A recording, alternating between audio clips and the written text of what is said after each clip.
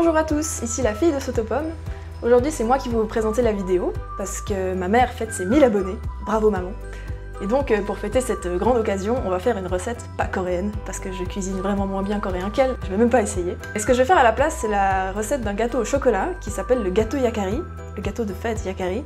Et comme son nom l'indique, on le trouve en fait dans la BD du petit indien Yakari.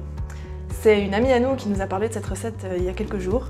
On l'a adorée et comme c'est assez simple, on s'est dit qu'on pouvait vous la partager dans une petite vidéo de fête.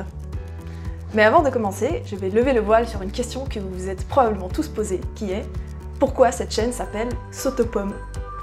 Alors, je sais pas ce que ça veut dire, mais je sais pourquoi, d'où ça vient. En fait, quand j'étais tout bébé, visiblement, d'après mes parents, je m'en rappelle pas, je m'amusais à faire l'avion sur une surface plate et je criais « Sotopomme !» Ou alors je me mettais sur une surface qui était, selon moi, très haute, par exemple une feuille de papier, et je sautais sur le sol en criant « Sotopomme !» Et bref, je sautais de n'importe quoi en disant « Sotopomme !» Je sais pas exactement pourquoi, peut-être que j'avais entendu l'expression tomber dans les pommes et j'ai fait un amalgame, enfin je ne sais pas. Toujours est-il que c'est de là que ça vient, Sotopomme qui cuisine. Alors, pas beaucoup de rapport avec les pommes, mais c'est mignon. Alors maintenant qu'on a fait la présentation, on va passer aux ingrédients pour le fameux gâteau de fête Yakari. C'est très simple, on va commencer avec 50 g de noisettes moulues, un sachet de sucre vanillé, 150 g de sucre, 2 cuillères à soupe de farine, 3 œufs dont on va séparer les blancs et les jaunes, 150 g de chocolat noir, 125 g de beurre, de la semoule de blé dur pour le fond du moule, du sucre glace pour saupoudrer le gâteau, et on va faire tout ça dans un moule à gâteau de 18 cm. Voilà. Alors la première étape, ça va être de faire fondre le beurre dans une petite casserole. Si vous avez un micro-ondes, vous pouvez aussi simplement couper le beurre en petits morceaux et le faire fondre 30 secondes au micro-ondes. Pendant que le beurre fond, on peut couper le chocolat noir en petits carrés. Ce sera plus simple pour le faire fondre après. Une fois que le beurre est fondu, on peut ajouter doucement le chocolat pour le faire fondre avec. Restez toujours à feu doux pour éviter que le beurre se mette à bouillir et que ça gicle partout. On met les fruits là-dedans et on mange. Petite fondue au chocolat. Ensuite, on va mélanger les ingrédients secs. On va faire fondre la mixture jusqu'à ce que ça devienne crémeux comme ça. Et puis, on la laisse refroidir et en attendant, on s'occupe du reste. Ensuite, dans un autre saladier, on va mélanger le sucre vanillé et les noisettes moulues. Ensuite, on ajoute la farine. Et on va incorporer le chocolat fondu. Et le chocolat, c'est sacré, on n'en perd pas une goutte. C'est une vraie Suisse. Évidemment. Bon, ça marche aussi avec un fouet. Tu veux un fouet? Non, c'est plus facile de nettoyer une spatule qu'un fouet. Et maintenant, on va séparer les blancs et les jaunes d'œufs. Ça y est. T'as cassé? Ah, je l'ai un peu cassé. Voilà. On va ajouter les jaunes d'œufs à la mixture. Une fois qu'on obtient une pâte d'aspect douteux, c'est parfait. On la met de côté C'est bizarre. et on va battre les blancs en neige.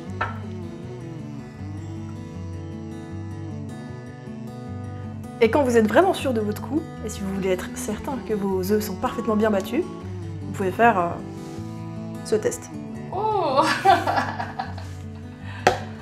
On va les ajouter à la mixture suspicieuse, avec délicatesse et volupté, pour ne pas casser les blancs d'œufs, qu'on s'est donné tellement de peine à mixer. Alors le geste que je fais là, ça s'appelle le macaronnage. C'est le geste qu'on utilise pour faire des macarons. Et en fait ça consiste à racler le bord du bol avec une spatule et de ramener ensuite le tout à l'intérieur. Et ça, c'est, paraît-il, le moyen le plus délicat de mélanger des blancs d'œufs à une mixture. Et alors ça prend longtemps. Ah bah oui, il faut être patient.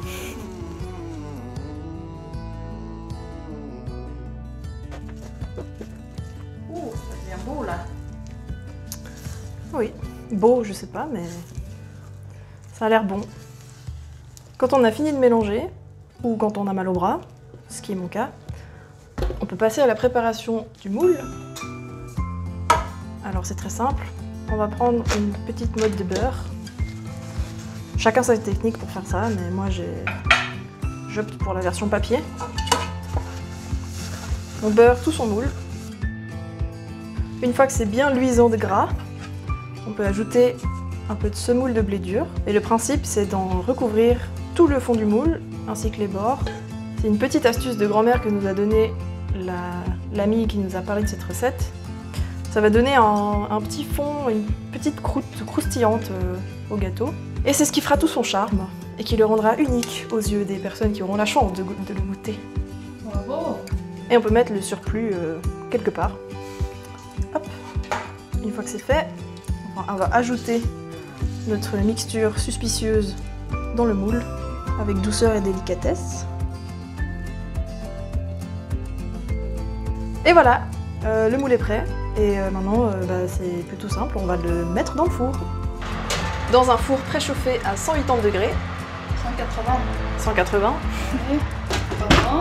Pendant 45 minutes. 45 minutes. Ok. On va attendre que ça refroidisse. Et ensuite, on pourra le démouler et le mettre sur un petit plat pour le faire tout joli. Tadam! Maintenant, dernière étape. On va mettre du sucre glace de 1960. Et voilà, le gâteau est prêt. Donc c'est un gâteau qui est censé être moelleux. Maintenant que ce gâteau est fait, j'espère que vous prendrez du plaisir à le refaire chez vous, du plaisir à regarder cette vidéo et du plaisir à regarder toutes les vidéos qui vont suivre de ma gentille maman. Et je la félicite pour ses 1000 abonnés. Bravo maman! Bon appétit! Bon appétit! Merci beaucoup! Merci à vous! C'est bon?